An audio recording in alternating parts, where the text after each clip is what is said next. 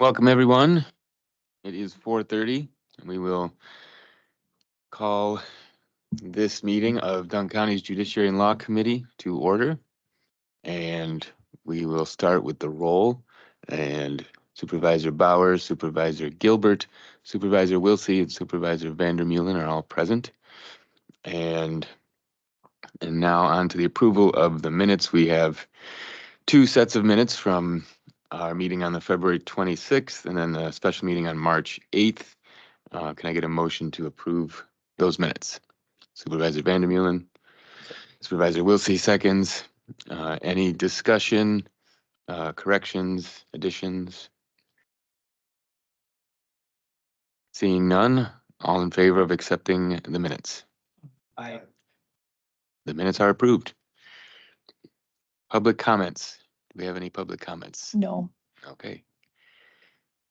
On we go to the staff reports.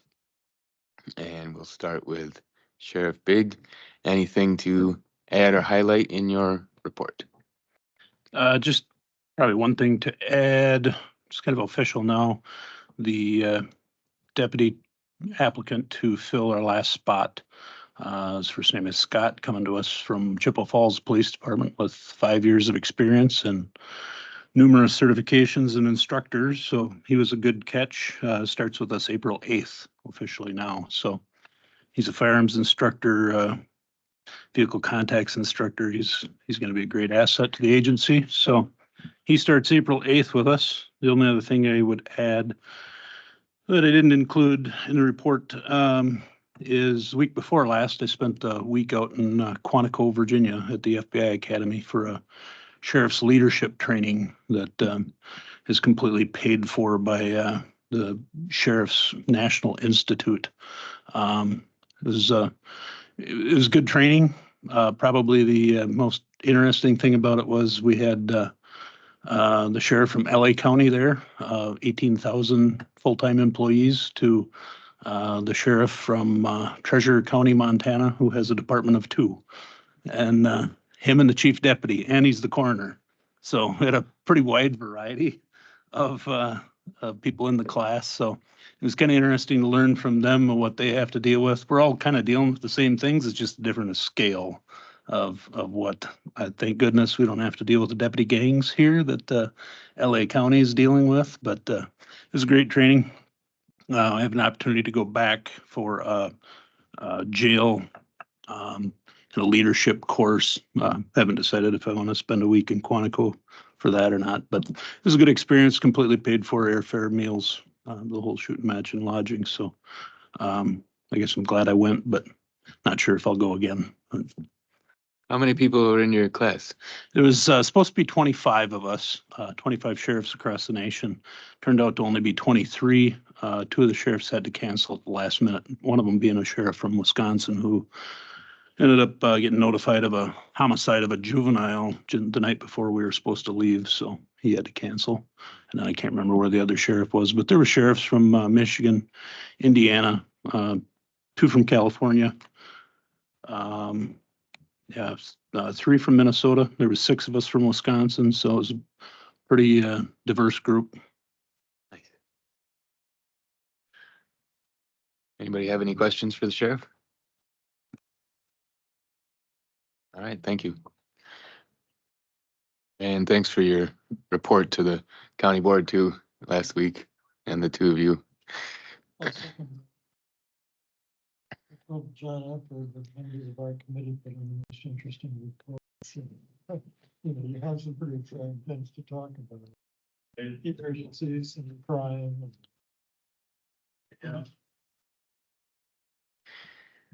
All right. Next up is the courts. Katie, anything to add or highlight? We had a jury trial today that took place. We had 30 jurors that showed up this morning, so that was good. Trial went without any issues, and verdict's already in today, so that was good. Oh, great. Otherwise, nothing else to report.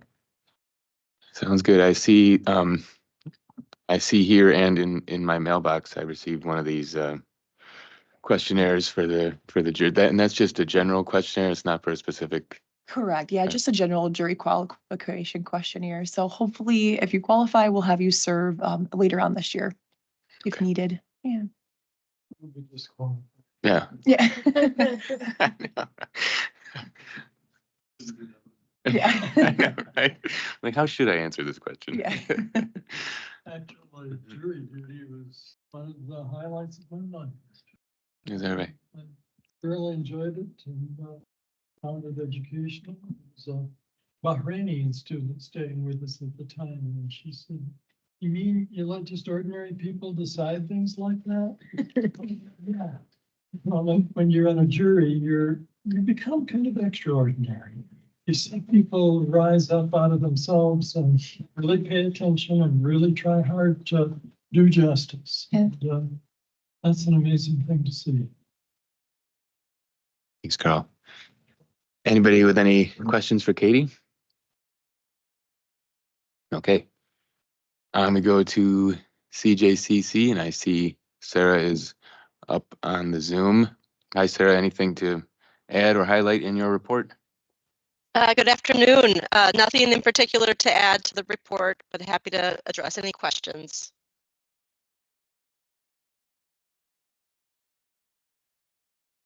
Supervisor Vandermeulen. I was curious, you say the sheriff's office emotional support animal Rookie is reporting to the CJC office one day a week. I'm just curious about what's going on there. We are pleased to welcome Rookie to our office. Becca Merrifield has a shared office space in our suite with the Menominee PD Behavioral Health Officer Erin Berg. So she's spending at least one day a week over at our office and bringing Rookie along with her, which is just a fun bonus for us. Okay. Well, thank you, Sarah. Thanks. And next we go to the district attorney and let's see, Andrea's not here today. I haven't heard. I thought she was coming, but I haven't Okay. heard that she's not. We all have her report and you could send some questions along to her if you have them. And we will move on to child support. Josie, anything to add or highlight? A couple things. So I usually give you a performance dashboard, which shows how Dunn County is performing and then compared to the state. So today I thought, oh, I'm going to mix it up and I'll take some local counties and see where we're comparing regionally, but I think it's harder to read. I don't know if you guys can, if you have a preference, but the green diamond shows that the target is being met and the yellow shows that it's not. So the collections are usually where the struggle is. I'll let you look at that. Moving on, so I think my 2023 books are closed. All revenues are in, and cooperative agreements have been paid. So I believe my actual levy impact was $26,700. No, $272. That's not shabby. And then I believe I speak to the board in May, which is going to be here basically tomorrow. So if there's anything you guys want me to highlight or talk about in my annual report, let me know.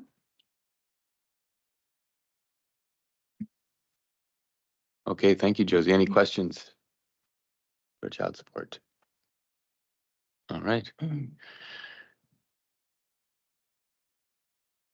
On we go to emergency management. Melissa, anything you'd like to add or highlight? No, I don't have anything to add at this time. Thank you for your report at the county board as well. Mhm. Anybody have any questions? Supervisor Wilsey. I just wanted to thank you for the tour. I got to tour emergency management and it was quite interesting to see what the process and what goes on. So Yeah, thank you for that and Yeah, thanks for very coming. informative. So Yeah, I'm glad that we had a few things going on so you could see some of it and it's maybe not all as, not always 911 and not always that high stress, but still there are calls that need attending. So it was good to have you there and good to show you what we have and what we might need in the future to keep that. New Yeah. room for the, There yeah, you go. There you go. Perfect. where they keep all the software. It's, I don't know, kind of a fire hazard and it's packed in there. So It's packed. they definitely need more room for that. So. Yeah, I just left a message actually today for Dan from IT to talk about the process of removing that server from that room. Our UPS that we did order is in, and so it's just kind of sitting in the sheriff's garage, just kind of waiting to see what we're going to do with that room. It's just really small, and we need to make some adjustments to make everything fit. And maybe someday we need to look at expanding or relocating. But I don't think that's really in our books right now today. So we'll just have to do the best we can with what we have. It's always, when I got on the board, you have one vision, but touring like the jail and the emergency management and the courts, it's neat to see very good people working and then how professional all the people were. So. Yeah. Thank you. Thank you. Thank you. Melissa, I wanted to ask what the Skywarn training is, if you don't mind. Oh, sure. So every 2 years we host a training from the National Weather Service. They send one of their meteorologists over to Dunn County and we open it up to the public. And basically it's probably about a 3-hour class of learning how to read weather, look at clouds. Is it a wall cloud? Is it an actual funnel cloud? What exactly is it? Some people want to become a trained weather spotter so that they can actually report back to National Weather Service on events happening here in Dunn County. Some people just want it for their own personal knowledge to kind of tell what the weather is up to. So yeah, like I said, we host it every other year, and I think this is our second year back kind of in person since COVID. We did an online thing once and it just was not as effective. So they come in, they kind of go through some educational things. They show us lots of videos of previous storms, which are kind of fun to see. And then just talk about, different events that have happened here in Dunn County and stuff. So it's very interesting. I've done it every time we've offered it for the last 20 years. It's not always the same. They do change it up. And of course, new storms that have happened, they incorporate that in. But yeah, it's an interesting thing.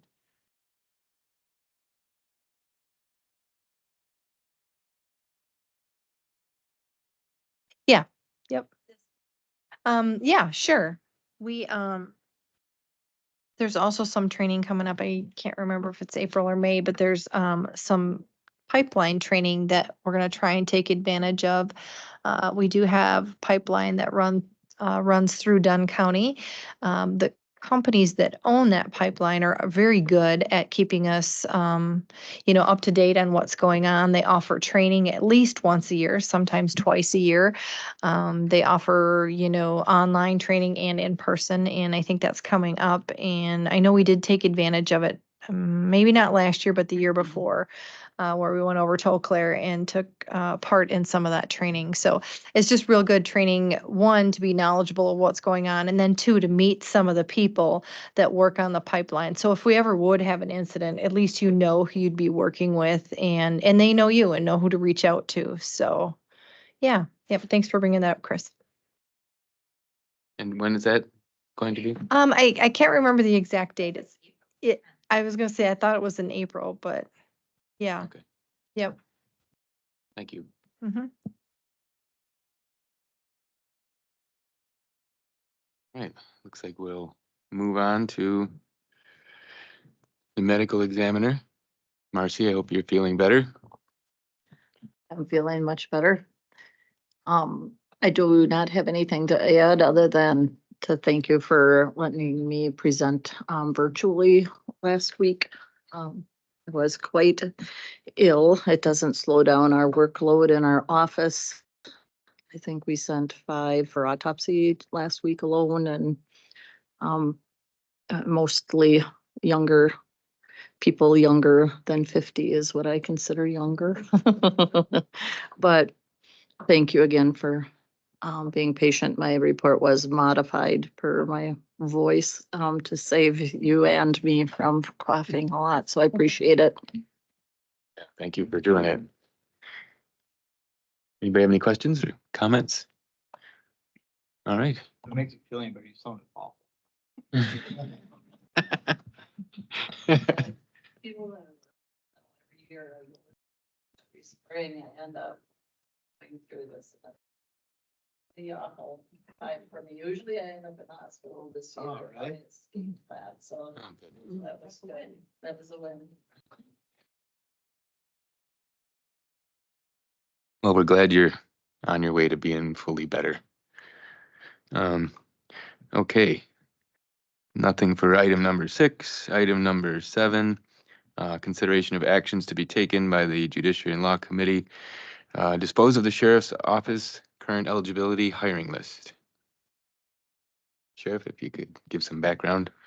Sure, I think the downside to writing these reports to you, I can't remember if I included the reason I'm asking, but when we got through all the applicants and eventually got to interviewing the people in the last hiring process, we only ended up interviewing 4. And only one of those was eligible to be hired by me. The other 3 were not certified or didn't have 60 college credits and some, and maybe even both. So with Sergeant Josh Christensen going out on a duty disability from a work injury, we'll need to be replacing him as soon as his final paperwork's done. So I'd like to start a new hiring process so I can get somebody on the eligibility list that's actually eligible for me to hire, because I can't hire the other 3 people on the list right now because they aren't certified and aren't going to be certified anytime soon, in the next year at least. So I need to flush that list and hopefully get another good candidate out of that.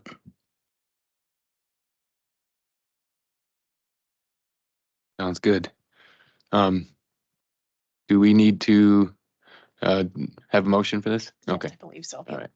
Can I get a motion to dissolve the sheriff's list? Supervisor Gilbert moves. Supervisor Bauer seconds. All those in favor of disposing of the sheriff's office current eligibility hiring list, say aye. Aye. All right. Consideration of reports, there are none. Anybody have any announcements? I see none of those either. And the next meeting will be on April 22nd at 4:30, and I hope to see all of you here. And we are adjourned. Thanks, everyone.